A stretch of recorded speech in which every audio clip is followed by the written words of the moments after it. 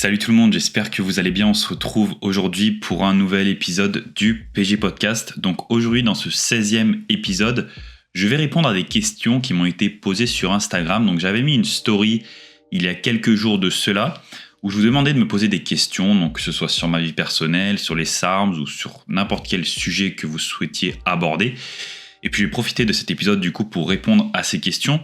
Donc contrairement à une vidéo habituelle, ici je n'ai pas préparé mes réponses à ces questions, j'ai juste noté les questions qui m'ont été posées. J'ai retenu les plus pertinentes et celles avec lesquelles je pensais que je pouvais faire du bon contenu.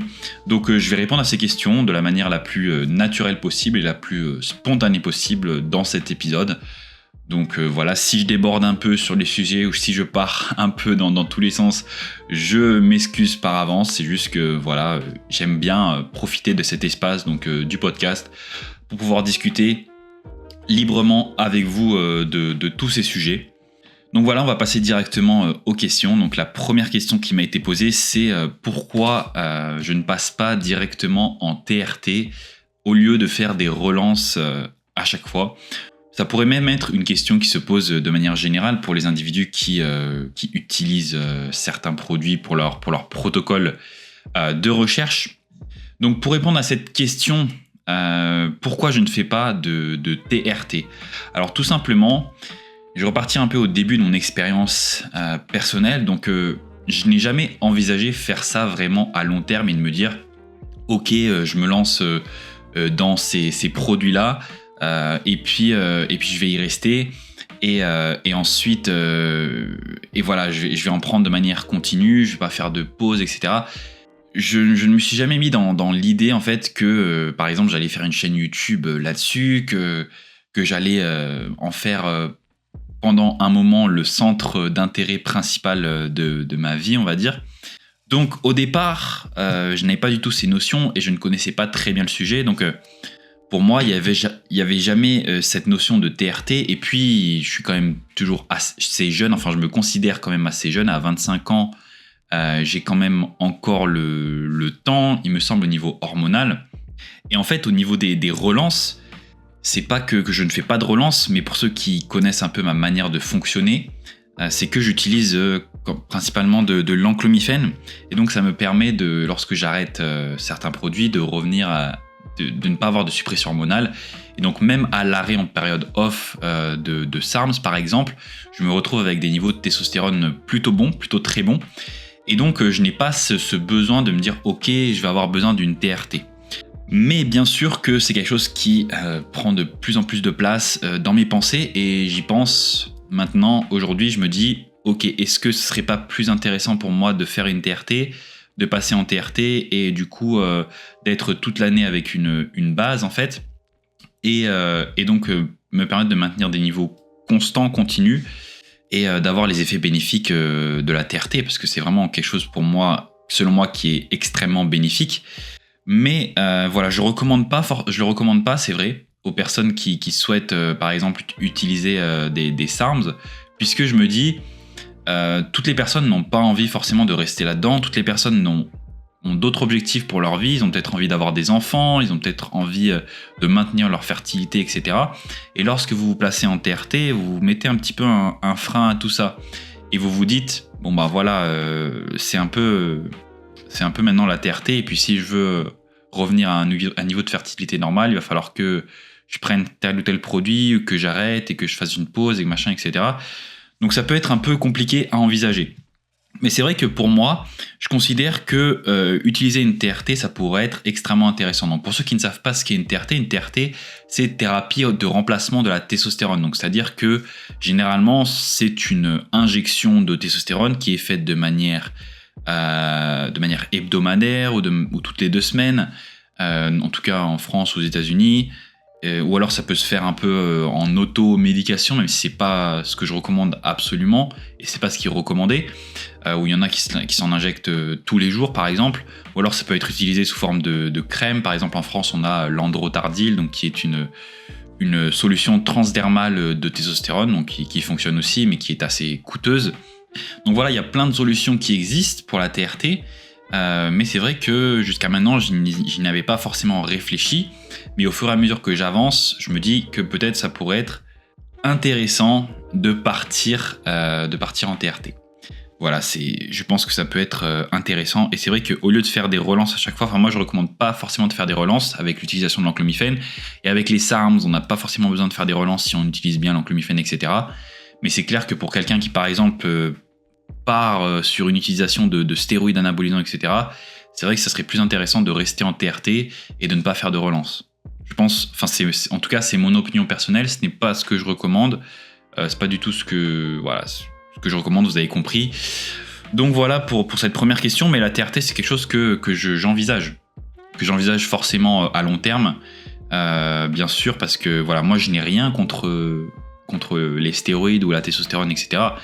C'est juste que, voilà, en fonction de la situation de chacun, des soucis personnels, des envies personnelles, etc., ça peut dépendre, et c'est pas forcément une réponse oui, tu dois faire ci ou tu dois faire ça. C'est vraiment, chaque cas doit être pris en compte pour cette question-là. Ensuite, deuxième question, est-ce que j'ai déjà pris des stéroïdes anabolisants et si oui, lesquels ? Alors, on pourrait peut-être appeler ça un stéroïde anabolisant, le Mentrestolone, donc j'en avais fait des vidéos sur ma chaîne YouTube. C'est un stéroïde anabolisant / SARMs de recherche, donc c'est un produit qui est encore en phase expérimentale. C'est pour ça qu'il a le statut de produit chimique de recherche et pas de substance contrôlée ou interdite comme certains autres stéroïdes anabolisants par exemple. Mais voilà, le Mentrestolone, j'ai eu une expérience avec. Je l'ai utilisé une fois pendant 1 mois et j'ai tout documenté sur ma chaîne YouTube. Donc si ça vous intéresse, n'hésitez pas à aller regarder les vidéos que j'ai faites par rapport à ce Mentrestolone là. J'ai eu une très très bonne expérience avec, j'ai eu des effets secondaires aussi. Donc voilà, pour moi ça a été une très bonne expérience. Est-ce que j'envisage de prendre des stéroïdes anabolisants à l'avenir ? Pour l'instant non, je n'ai pas d'objectif. Comme j'ai dit, peut-être que l'utilisation d'une TRT sous prescription médicale avec de la testostérone, peut-être que c'est quelque chose que j'envisagerai, sûrement. Mais après, pour tout ce qui est stéroïdes, en fait, moi, je n'en vois pas trop l'intérêt, puisque j'ai pas d'objectif plus que ça en termes de bodybuilding et en termes de... Voilà, j'ai tout ce qu'il me faut, en fait, avec les SARMs et les peptides, donc voilà. Mais après, j'ai rien contre les stéroïdes. Je côtoie énormément de personnes qui en utilisent et qui me partagent leur expérience, etc. Et donc voilà, donc j'ai aucun problème avec ça, mais après voilà, j'ai pas forcément l'intérêt d'en prendre. Voilà pour cette question. Ensuite, troisième question, après combien de temps de musculation peut-on commencer les SARMs ? Alors, déjà, je recommanderais de ne pas commencer les SARMs du tout, si c'est possible. Après, est-ce qu'il faut attendre un certain temps avant de commencer ? Selon moi, il faudrait attendre un certain temps quand même. Je pense qu'il y a des personnes qui sont vraiment trop pressées et qui se disent que ok, je vais prendre ça et ça va me permettre d'aller beaucoup plus vite et d'exploser physiquement. C'est pas forcément le cas. En fait, au début, lorsque vous commencez un sport, peu importe le sport, la musculation, un sport d'endurance, etc., généralement, les 3 premières années, vous avez une évolution qui est constante et qui est vraiment très rapide et vous avez des gains qui sont très très rapides. Et du coup, prendre un produit en plus qui va accélérer ces gains, vous allez peut-être pas forcément constater la différence. Et également, vous ne connaissez pas votre corps au début. Vous apprenez beaucoup en fait les 3 premières années, même vous apprenez encore après, mais les 3 premières années, vous allez apprendre à vous entraîner, vous allez apprendre à manger, vous allez apprendre à créer votre programme d'entraînement, vous allez apprendre plein de notions qui vont faire que lorsque vous voudriez peut-être envisager l'ajout de certains produits par-dessus, ça ne va faire qu'embellir ce que vous avez déjà construit.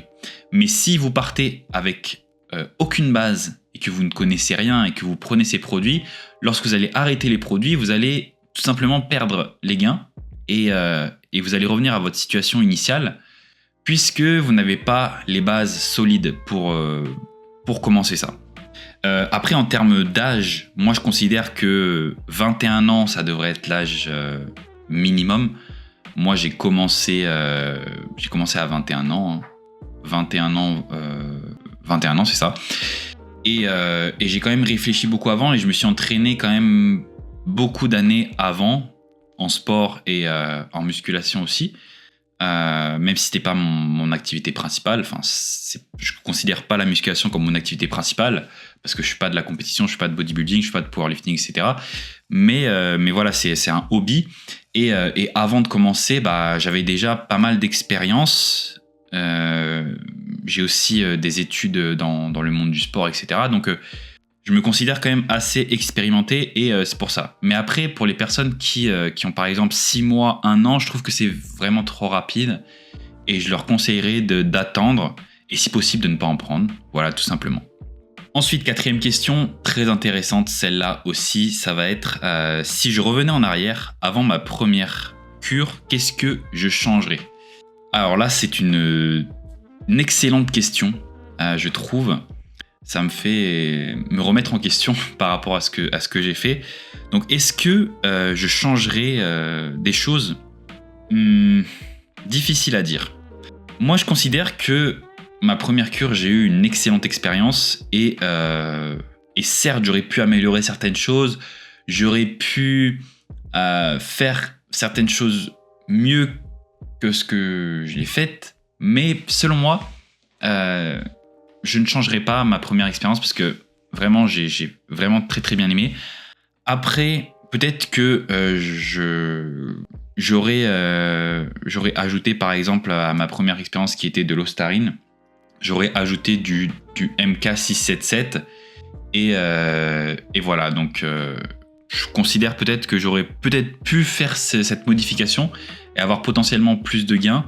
Mais bon, après, il y a eu le confinement, il y a eu tout ça qui ont fait que ça a altéré tout. Donc, voilà. Après, moi, personnellement, j'aurais peut-être quelque chose à changer, c'est mes connaissances par rapport au sujet. Je considère que j'aurais peut-être dû en apprendre plus avant de commencer. C'est ce que je conseille à tout le monde qui envisage d'expérimenter scientifiquement avec ces produits. C'est de vraiment, avant de commencer, avoir beaucoup de notions.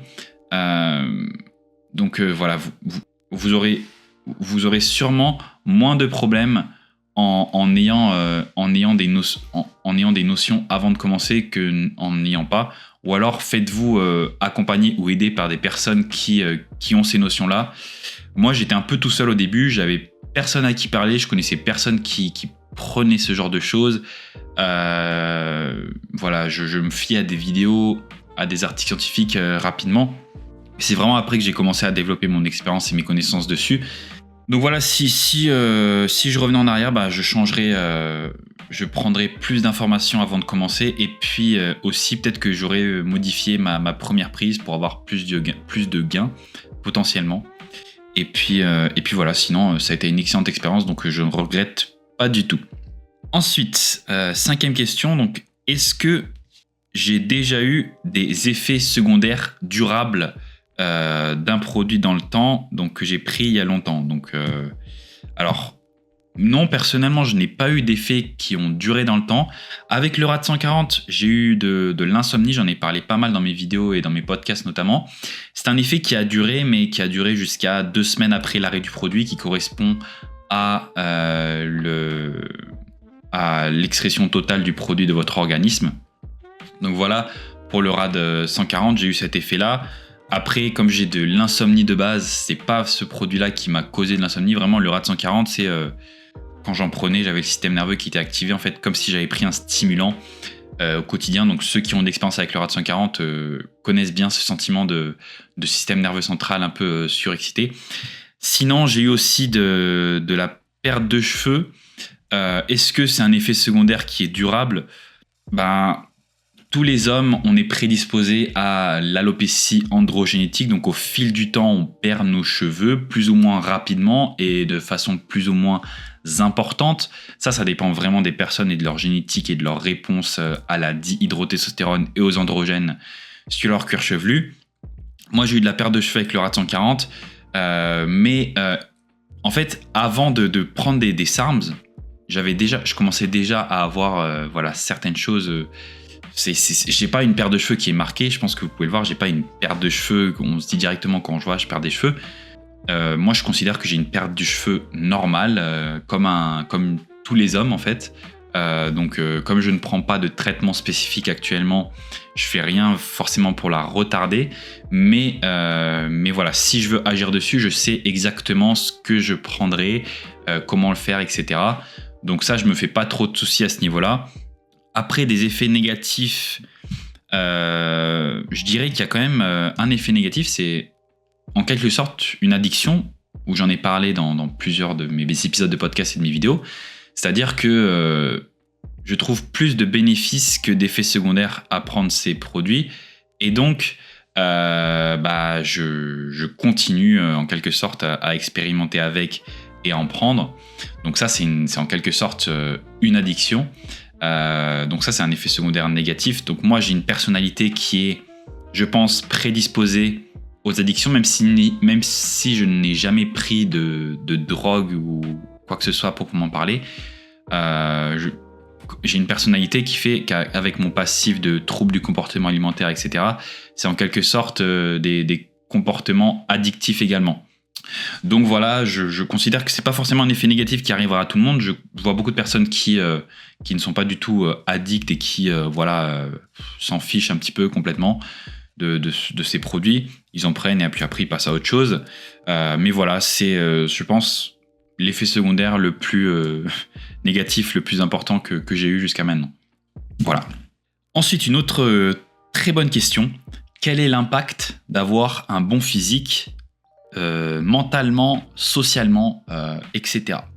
Alors, je considère pas que j'ai un bon physique, mais je considère quand même que j'ai un physique qui est, pour ceux qui m'ont vu en vrai ou qui me côtoient au quotidien et tout à la salle de sport, je suis clairement dans top 3 physique de la salle, enfin en termes de ratio masse sèche, etc. Je me vante pas du tout, je sais que j'ai pas un physique, j'ai pas une génétique, une très bonne génétique pour la musculation. Bien au contraire. Mais par rapport à avant, j'ai un très bon physique. Si on compare ma condition initiale et là où je suis aujourd'hui, j'ai un bien meilleur physique aujourd'hui. Donc je vais parler en fonction de mon expérience personnelle, mais je pense que ça peut... les personnes qui ont un meilleur physique que moi ou qui ont des physiques pourront comprendre ce que je vais dire ici. Donc déjà, mentalement, avoir un bon physique, il y en a qui pensent qu'avoir un bon physique, ça va vous mettre mieux mentalement. Alors oui, certainement vous allez avoir une meilleure estime de vous-même sur le plan, par rapport au regard des autres, etc. Vous allez aussi avoir un sentiment un peu d'accomplissement, dans le sens où vous allez vous dire j'ai atteint un certain niveau physique et il n'y a pas autant de personnes qui ont atteint ce niveau physique là, quand vous regardez la population générale, quand vous regardez vos amis, etc. Donc vous avez un peu ce sentiment de supériorité. C'est pas vraiment de la supériorité, mais voilà, vous comprenez ce que je veux dire, et donc ça peut vous faire sentir bien mentalement. Après, socialement, ça peut vous aider, mais moi, je considère que vous avez beau avoir le plus beau physique possible, la plus belle gueule possible, d'être beau physiquement. Si socialement vous êtes une quiche comme je le suis, ou si vous êtes autiste comme je peux l'être socialement, ça ne va pas forcément vous aider à développer des relations, que ce soit avec des amis ou alors avec des filles. Je vais pas vous mentir, ça peut beaucoup aider, parce que moi j'ai eu beaucoup de personnes qui sont venues me voir directement, notamment au niveau des amis, et qui ont commencé à me parler parce que ils voyaient comment je m'entraînais et ils ont vu mon physique et ça les a attirés. Et après j'ai développé certaines relations comme ça, et ensuite ils ont commencé à connaître un peu plus ma personne, et puis on est devenus très bons amis, et voilà, etc. Donc ça m'a aidé, oui.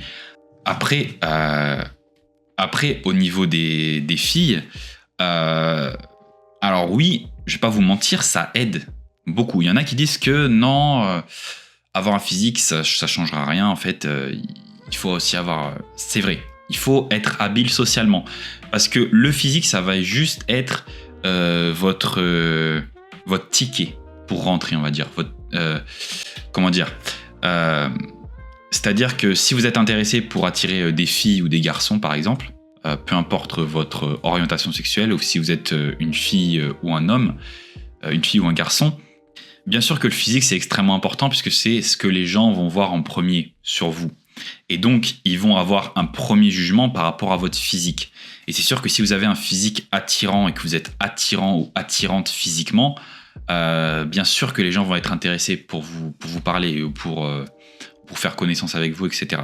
Mais si après, derrière, vous n'assurez pas la conversation, que socialement, vous êtes nul, ou que vous n'avez aucun sujet de conversation intéressant à raconter, etc., ça va pas vous mener bien loin. En tout cas, c'est mon expérience personnelle. Et même si vous ne faites pas le premier pas en tant qu'homme, ça va être très difficile. Je vous dis ça parce que j'ai eu beaucoup d'opportunités depuis que j'ai commencé à développer mon physique. Mais c'est pas pour autant que j'ai eu j'ai réussi à faire quelque chose parce que je n'ai rien fait en fait. Et on a trop cette impression de se dire que ok, j'ai un physique, donc les gens vont venir vers moi et vont commencer à m'accoster et à faire tout le travail. Non, en fait, si vous êtes intéressé par exemple par les filles, elles vont vous envoyer des signes d'intérêt et donc ça sera à vous d'agir en conséquence et d'aller leur parler ou d'ouvrir la conversation avec elles. Ça peut aussi arriver avec des amis. Il y a des gens qui sont timides et qui voudront pas forcément venir vous parler parce qu'ils sont impressionnés ou ils ont peur de vous, etc. Et donc, ils vont peut-être vous envoyer des signes d'intérêt et vous n'allez pas les capter. Et vous allez... Voilà, moi en tout cas, c'est mon expérience. Donc, le physique, ça ne fait pas tout, mais c'est clair que ça peut améliorer quand même pas mal de choses au quotidien, mentalement, socialement aussi. Vous êtes plus respecté. Les gens vous remarquent. Si vous voulez vous faire remarquer, c'est sûr qu'avoir un physique, ça change. Après, c'est pas les gens vont rester en fixette sur votre physique, hein, ils vont juste vous remarquer et puis voilà, après ils vont passer à autre chose. Mais voilà, si votre objectif c'est si déjà socialement vous êtes quelqu'un qui est extrêmement habile, mais que vous pensez que votre physique c'est votre frein, si vous développez physiquement et que vous êtes une bête socialement, après vous avez c'est bon. Vous avez tué le jeu. Voilà, vous pouvez gérer toutes les personnes que vous voulez. Enfin, la plupart des personnes que vous souhaitez gérer, vous pouvez les gérer, que ce soit amicalement ou plus.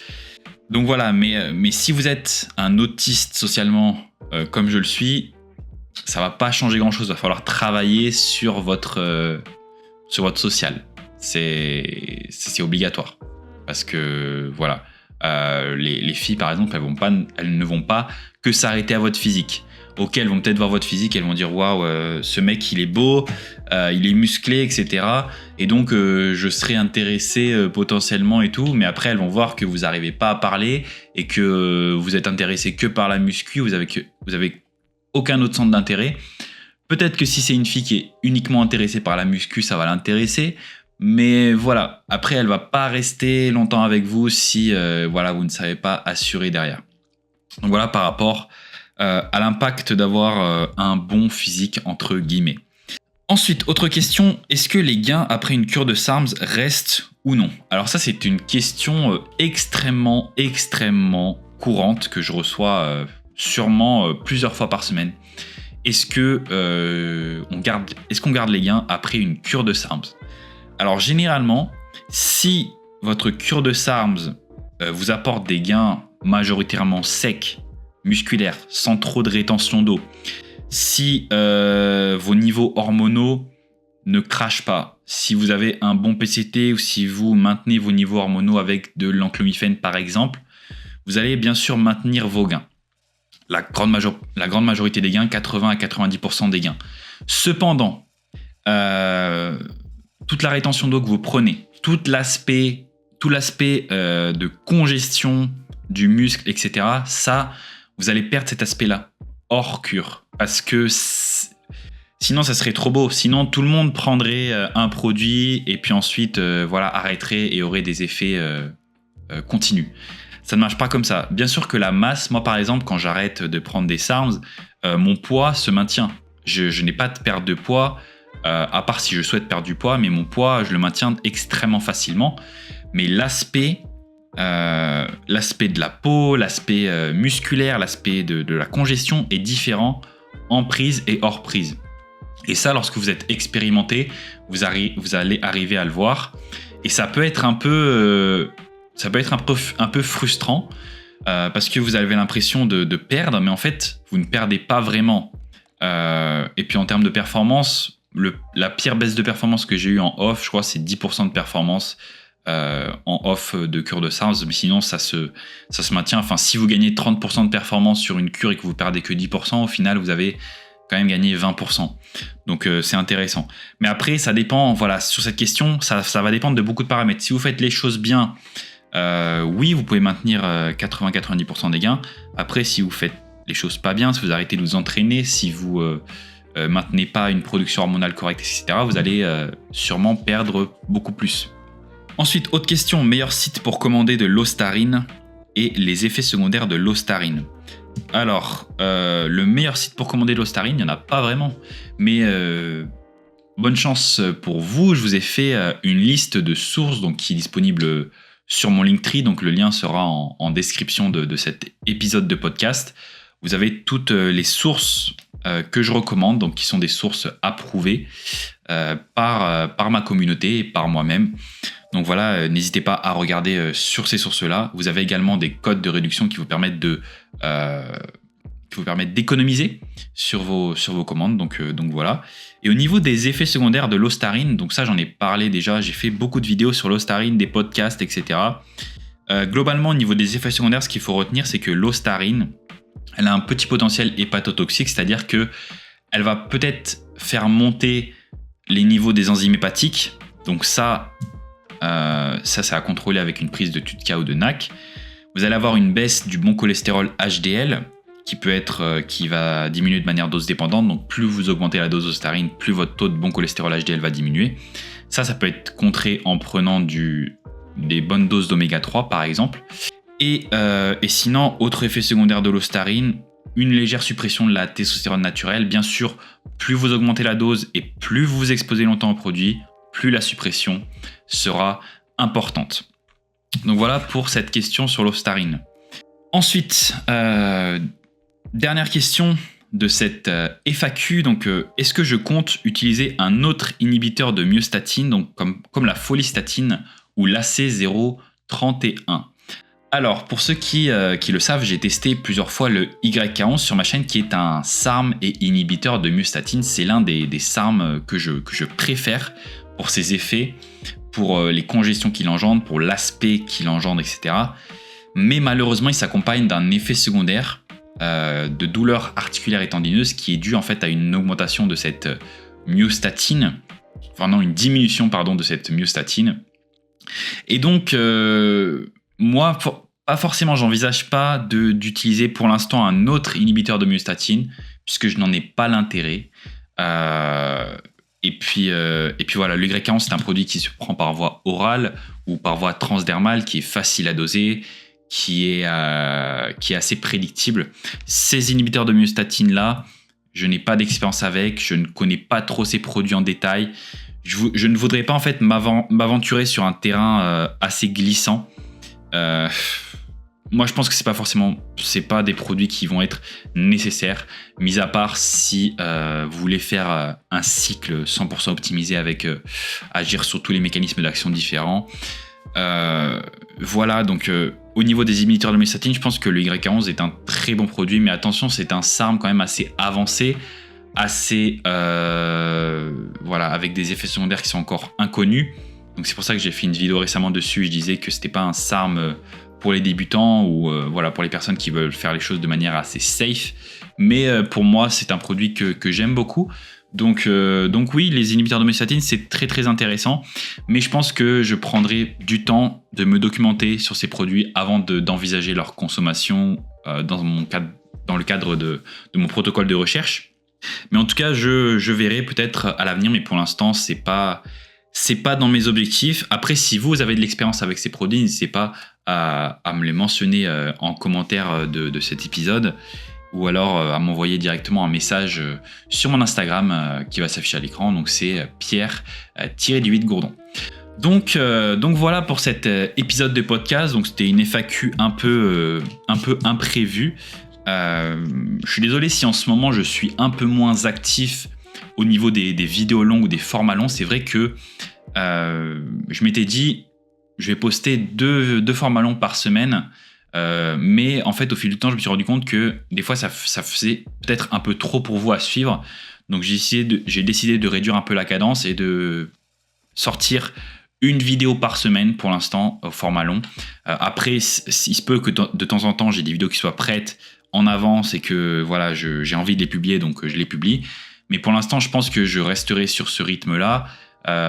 Et puis sinon en cours de semaine je pourrais sortir par exemple un épisode de podcast comme celui-ci. Là je ne sais pas quand sortira cet épisode de podcast. Aujourd'hui nous sommes le 25 mars donc le jour où je tourne cet épisode de podcast. Et puis voilà, j'aime beaucoup faire ces podcasts, donc n'hésitez pas en commentaire à me dire ce que vous souhaitez voir pour les prochains épisodes, quel sujet vous souhaitez que j'aborde. Voilà, dites-moi, j'attends tous vos feedbacks, tous vos commentaires, toutes vos suggestions. Et puis voilà, comme je vous ai dit depuis le début de ce podcast, c'est vraiment un espace d'échange et pour la communauté principalement qui me suit, et pour que les gens apprennent un peu plus à me connaître et où je puisse parler un peu plus librement et un peu plus facilement qu'en vidéo qui sont quand même assez scriptées et assez voilà, j'ai un plan d'action que je suis vraiment. Là, dans mes podcasts, je suis beaucoup plus libre. Je me laisse beaucoup plus la liberté de dire ce que je veux, ce que je pense au moment précis. Donc voilà. N'hésitez pas également à liker cet épisode, à laisser un commentaire puisque ça aide toujours pour l'algorithme YouTube, à vous abonner à la chaîne et à activer la cloche des notifications pour manquer aucune des prochaines vidéos et aucun des prochains épisodes de podcast. Si vous m'écoutez sur les plateformes de streaming type Deezer, Spotify et Apple Podcast, n'hésitez pas à me laisser un avis positif, à enregistrer l'épisode, ça m'aidera toujours énormément. Et puis voilà, si vous avez un besoin quelconque, n'hésitez pas à checker toutes mes sources en description qui sont disponibles sur mon Linktree. Et puis voilà, j'espère qu'on se retrouvera très vite. À bientôt sur la chaîne ou sur le podcast. Allez, salut les gars, bye bye.